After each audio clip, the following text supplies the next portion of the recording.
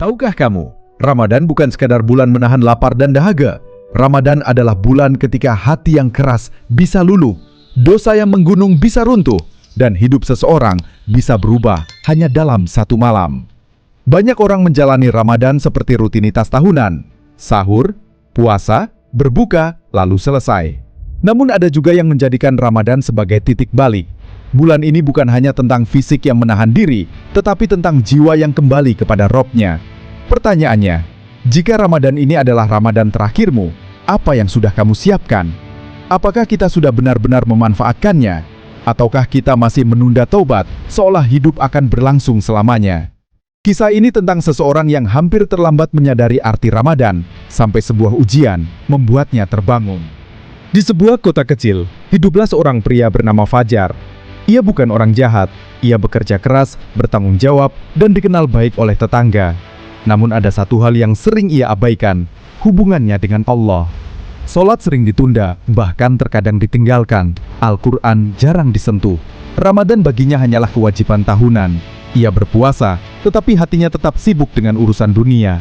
Padahal Rasulullah SAW bersabda dalam hadis yang diriwayatkan oleh Imam Bukhari dan Imam Muslim, bahwa siapa yang berpuasa karena iman dan mengharap pahala, diampuni dosa-dosanya yang telah lalu.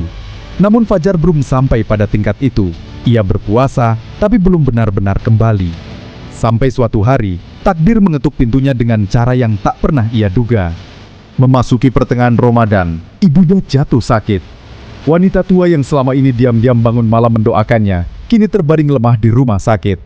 Fajar duduk di samping ranjang, menatap wajah yang mulai pucat itu. Ia teringat masa kecilnya, ketika ibunya selalu membangunkannya untuk sahur, menyiapkan makanan dengan penuh kasih. Kini, peran itu seolah berbalik. Dengan suara lirih, ibunya berkata, "Nak, ibu tidak takut mati. Ibu hanya takut meninggalkanmu dalam keadaan jauh dari Allah." Kalimat itu menusuk hatinya. Ia merasa seperti anak kecil yang tersesat. Untuk pertama kalinya dalam hidupnya, ia takut bukan karena kehilangan dunia, tetapi karena menyadari betapa jauhnya ia dari Tuhan yang selama ini memberinya segalanya. Malam ke-21 Ramadan tiba. Masjid mulai dipenuhi orang-orang yang mencari keberkahan 10 malam terakhir. Dengan langkah berat, Fajar berjalan menuju masjid. Sudah lama ia tidak merasakan sujud yang lama dan khusyuk. Ketika imam membaca ayat tentang ampunan, dadanya terasa sesak. Ia teringat sholat yang ditinggalkan, waktu yang disia-siakan, dan doa ibunya yang mungkin selama ini menyelamatkannya. Dalam sujudnya ia berbisik, "Ya Allah, aku terlalu lama menjauh. Tapi jika pintumu masih terbuka, jangan tutup untukku malam ini." Air matanya jatuh tanpa bisa ditahan. Di malam itu, untuk pertama kalinya, ia merasakan kedamaian yang tidak pernah ia temukan dalam kesibukan dunia. Sejak malam itu Fajar berubah. Ia menjaga sholatnya, memperbaiki akhlaknya, dan mulai mencintai Al-Quran. Ramadan yang dulu terasa biasa, kini terasa begitu berharga. Ibunya melihat perubahan itu dengan senyum haru.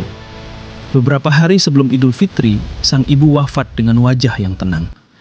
Fajar menangis, tetapi bukan dalam keputusasaan.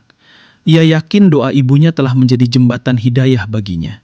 Ramadan mengajarkannya satu hal, tidak ada kata terlambat untuk kembali, selama napas masih ada. Maka jika hari ini kita masih diberi kesempatan, jangan sia-siakan. Karena bisa jadi Ramadan ini adalah undangan terakhir untuk memperbaiki diri. Semoga kita termasuk orang-orang yang pulang kepada Allah dengan hati yang bersih. Amin.